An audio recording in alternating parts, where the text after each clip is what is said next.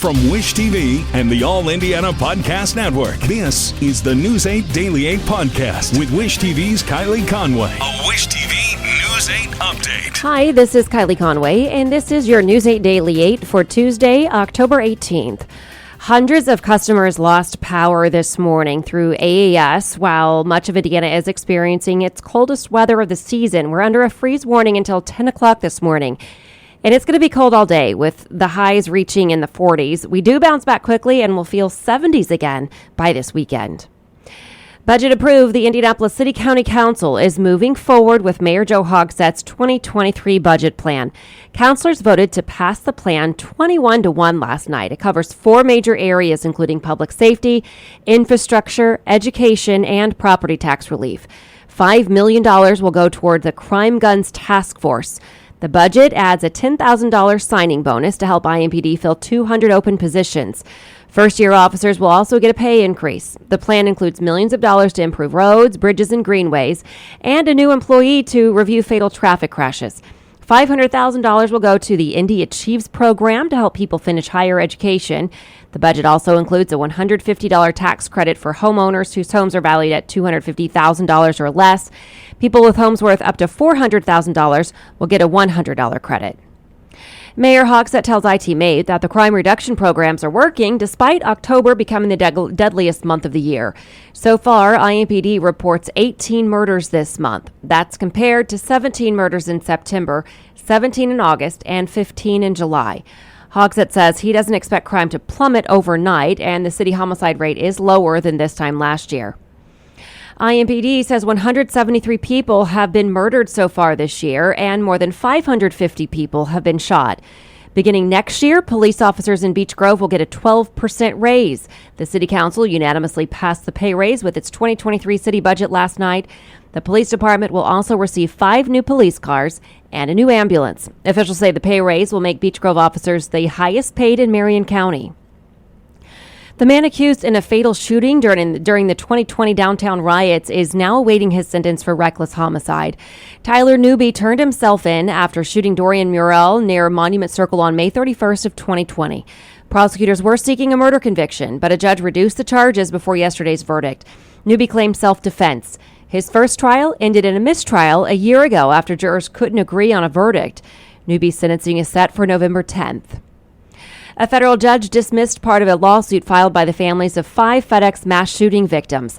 The families initially filed a wrongful death suit against FedEx this past April, nearly a year after a shooter opened fire in an Indianapolis FedEx parking lot, killing 8 people. The judge says the claims involve the Indiana Workers' Compensation Act, which fall out of the federal court's jurisdiction. The judge did note the suit against the company that provided security for the facility can continue because Securitas didn't file a motion to dismiss. Authorities in Monroe County have positively identified the remains of a missing Louisville man, likely killed nearly 2 decades ago. Officials say 38-year-old Stephen Gabbard was last seen near Indianapolis in 2002. The Monroe County Sheriff's Department wrote on social media that it recovered his remains on Richardson Road near Lake Lemon 2 years later. Police say they got special funding this year to do a forensic genealogy DNA exam. Detectives then compared the remains with DNA from Gabbard's nephew and found a match.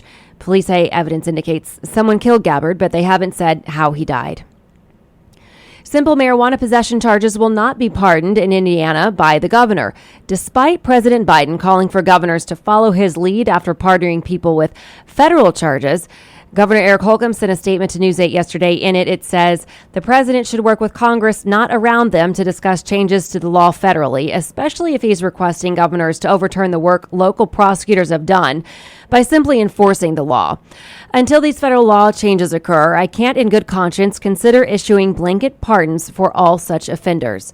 Holcomb says he believes these convictions should not come with a life sentence. He also points to Indiana's opportunity for people with a clean record since their conviction to apply for expungement. Indiana Democrats are unveiling a new plan focused on women's rights. Democrat candidates signed copies of the Contract with Women in an event at the State House yesterday. The document pledges the candidates will support access to abortion services and over-the-counter birth control, as well as workplace protections for pregnant women. It also includes the creation of a statewide pre-K program and the elimination of sales taxes on menstrual products. Some Republicans call the document presumptuous and say Democrats are treating women as a monolithic voting bloc. Federal prosecutors want Steve Bannon to serve 6 months behind bars and pay a $200,000 fine for defying a congressional subpoena from the January 6th House Select Committee. The longtime ally of former President Trump is set to be sentenced on Friday. Bannon was found guilty of contempt of Congress in July. He is seeking probation and is asking for the sentencing be delayed pending his appeal. A new report claims former President Donald Trump's administration blocked COVID-19 information from the public. The 91-page report was released yesterday by the House Select Subcommittee investigating the COVID crisis. In it, some senior CDC officials say they weren't allowed to convey information. One person claims they felt bullied by former Health and Human Services Secretary Michael Caputo. Caputo denies the claim, saying he held many stressful meetings on the status of the pandemic. A warning to parents about RSV. Doctors are asking people to practice pandemic prevention measures like wearing masks, washing hands, staying home if you're sick, all to help lower the spread of the virus. RSV spikes every fall and winter, but pediatricians at Ascension St. Vincent say that this year will likely be worse and is already reaching more age groups. They point to the pandemic precautions as keeping the virus at bay the last few years, and now kids are getting sicker when having the virus. The pediatric ICU director for Peyton Manning Children's Hospital says that they're already seeing more than just babies being hospitalized. Infants usually have the most trouble with RSV since they have the smallest airways. Doctors say children with the virus tend to feel the worst on the 5th day of infection. RSV usually lasts 7 to 10 days. With energy costs rising, some nonprofits in central Indiana say they're struggling to keep up with the many calls for help. St. Vincent de Paul tells us they're getting thousands of calls every month. With demand outpacing resources, the program's only able to help a few hundred people. Citizens Energy Group says it expects natural gas heating bills to increase on average by $18 a month over the winter. The company says prices have been on the rise since Russia invaded Ukraine. If you need help, you can contact the Marion County Energy Assistance Program. To do that, you can go to wishtv.com and look for this story in the As Seen on Wish TV section. There is a link where you can sign up. The deadline to apply is May 15th of next year. You can now start applying to get your student loan debt canceled. President Joe Biden officially kicked off the program yesterday, and now the application website is live. The president says 8 million people applied for loan relief during the program's soft launch over the weekend. If you make less than $125,000 a year, the plan allows $10,000 in debt to be forgiven.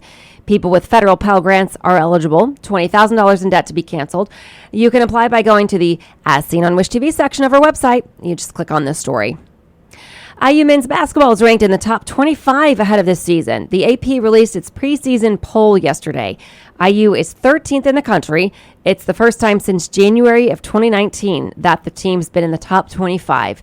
The Hoosiers will start their season at home against Moorhead on November 7th. And today, the Philadelphia Phillies will travel to San Diego to take on the Padres in Game 1 of the National League Championship Series.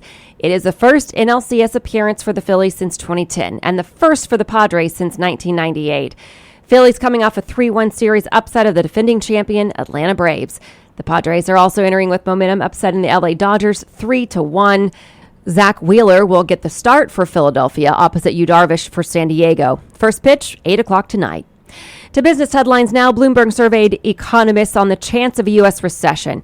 100% of those surveyed forecast they expect a contraction, tightening financial conditions, persistent inflation, and expectations of a hawkish Federal Reserve pressing ahead with rate hikes are raising the risk.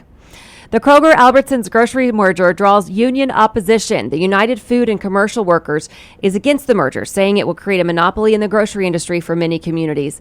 Also, Colorado's Attorney General is scrutinizing it. Conservative legal nonprofit America First Legal filed a civil rights complaint against coffee giant Starbucks over its alleged racially discriminatory hiring practices. Specifically, the lawsuit mentions the coffee giant's hiring practices and professional events held only for Black, Indigenous, and people of color employees. Neither Starbucks nor EEOC immediately responded to Fox Business's request for comment.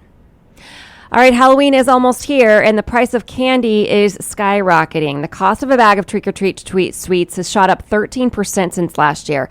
It's according to the Bureau of Labor Statistics. It's the biggest year-over-year jump in candy prices since the CPI began recording it.